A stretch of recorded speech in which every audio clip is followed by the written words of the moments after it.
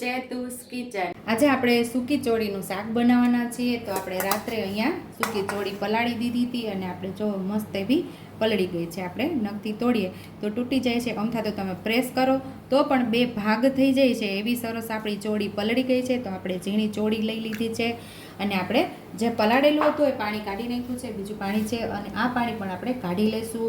અને અહીંયા આપણે એક લસણનો ગાંઠિયો ફોલી લીધો છે, એક ટમેટું છે, એક મોટી ડુંગળી સુધારી લીધી છે, અડધી ચમચીથી થોડો ગરમ મસાલો લીધો છે, બે લીલા મરચાં, એક ઇંચ આદુનો ટુકડો છે। બાકી રેગ્યુલર મસાલાની અંદરથી મસાલાનો ઉપયોગ કરી અને ટેસ્ટી એવી ચોળીનું શાક આપણે કુકરમાં ડાયરેક્ટ બનાવવાના છીએ, બાફવાનું નથી, એટલે એની મીઠાશ જળવાઈ રહી।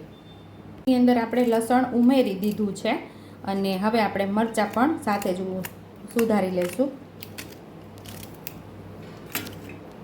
બે મરચાં આપણે સાથે જ ઉમેરી અને આપણે સરસ મસાલો તૈયાર કરી લેવાનો છે। તો અડધી ચમચી જેટલો આપણે જીરું ઉમેરશું, ચપટી આપણે મીઠું ઉમેરશું, ખાંડી લેશું આપણે।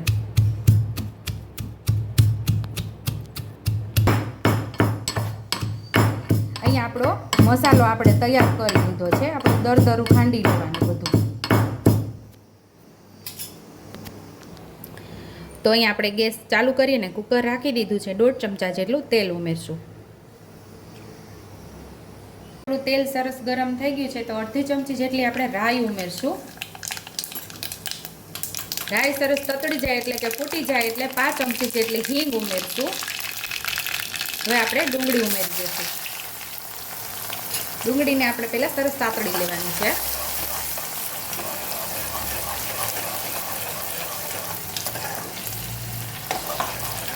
ડુંગળીને ત્યાં સુધી સાતળવાની, લાઇટ પિંક કલર થઈ જાય ત્યાં સુધી આપણે ડુંગળીને સાતળવાની છે।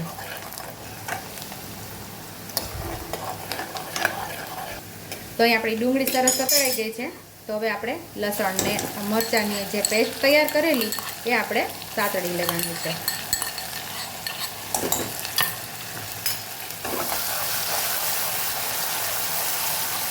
તરત આપણે ટમેટું પણ ઉમેરી દઈશું।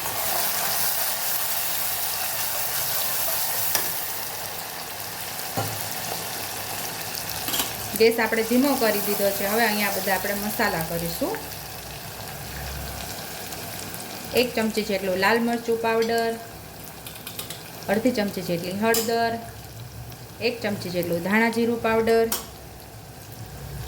સ્વાદ મુજબ મીઠું, થોડા લીલા ધાણા,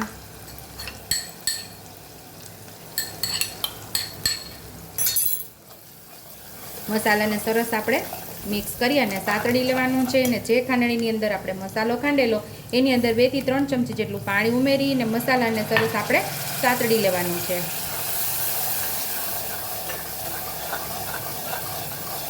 તો અહીંયા આપણો મસાલો મસ્ત એવો સતળાઈ ગયો છે, ટમેટા સરસ પાકી ગયા છે। તો અહીંયા આપણે ચોળીને ઉમેરી દેવાની છે। ઉનાળાની અંદર કંઈ શાકભાજી આવતા ન હોય અથવા તો ઘરની અંદર શાકભાજી ન હોય તો તમે રાત્રે પલાળી દો તો પણ ચાલે, અને તમારી પાસે સમય ન હોય તો હુંફાળા પાણીમાં 2 કલાક પલાળી દેશો તો પણ ચોળી મસ્ત એવી પલળી જશે અને આવી રીતે ડાયરેક્ટ વઘારીને તમે ચોળીનું શાક બનાવી શકો છો। તો મસાલા સાથે આપણે સરસ ચોળીને સાતળી લેવાની છે।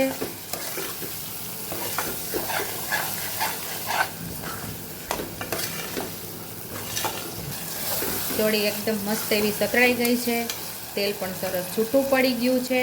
તો હવે આપણે અહીંયા થોડી રસરસતી ચોળી બનાવવાની છે અને આપણે ચમચા ઉપર પાણી રેડશું એટલે જે ચમચાની અંદર મસાલો ચોટેલો હશે એ પણ પાછો સરસ ચોળીની અંદર જે આપણે ઉમેરાઈ જશે।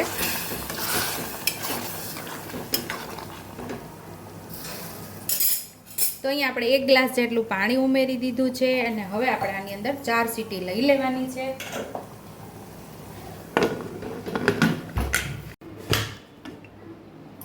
તો અહીંયા આપણે 4 સીટી થઈ ગઈ છે, મીડિયમ ગેસ ઉપર આપણે 4 સીટી કરવાની છે। લથપથતું એવું આપણું સૂકી ચોળીનું ટેસ્ટમાં બેસ્ટ એવું આપણું શાક તૈયાર થઈ ગયું છે। મીઠાશ પણ જળવાઈ રહે અને બાફી લઈએ તો આપણે એની મીઠાશ વહી જાય છે। તો ડાયરેક્ટ આપણે આનો વઘાર કરી અને સૂકી ચોળીનું શાક મસ્ત એવું તૈયાર કરી લીધું છે।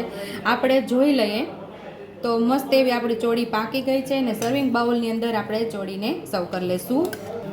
હવે આપણે લાસ્ટમાં ગરમ મસાલો ઉમેરશું. ઘણા શાકની અંદર આપણે પહેલાં ઉમેરતા હોય છે ને ઘણા શાકમાં આપણે ઉપરથી ઉમેરતા હોય તો એનો શાકનો સ્વાદ તો ઘણો થોડો કાંઈ અલગ અલગ આવે છે. જે આપણે અલગ રીતે બનાવતા હોય તો શાકનો સ્વાદ પણ બહુ અલગ આવે છે. ટેસ્ટમાં બેસ્ટ એવું આપણું સૂકી ચોળીનું મીઠાશ જળવાઈ રહે એવું શાક તૈયાર છે. ઉપરથી આપણે લીલા ધાણાથી ગાર્નિશ કરી દેશું. જો તમને મારી રેસીપી પસંદ આવી હોય તો મારી રેસીપીને લાઇક કરજો, શેર કરજો, સબસ્ક્રાઈબ કરજો, હાઈપ કરજો, બેલ આઇકોનને દબાવતા ભૂલતા નહીં અને કમેન્ટ બોક્સમાં કમેન્ટ કરજો કે મારી રેસીપી કેવી લાગી. તો આવજો.